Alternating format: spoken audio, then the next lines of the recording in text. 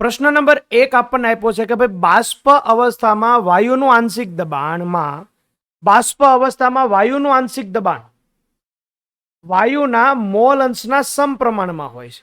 તો આ કયો નિયમ છે?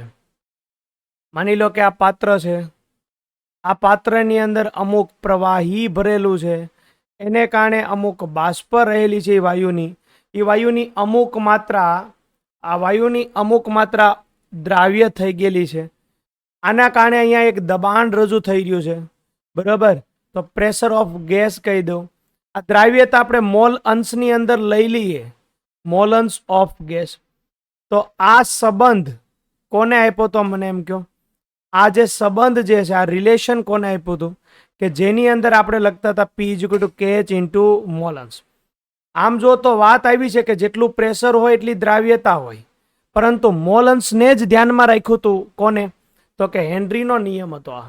તો ઓપ્શન નંબર ડી તમારો આવશે જવાબ, હેનરીનો નિયમ, રાઈટ?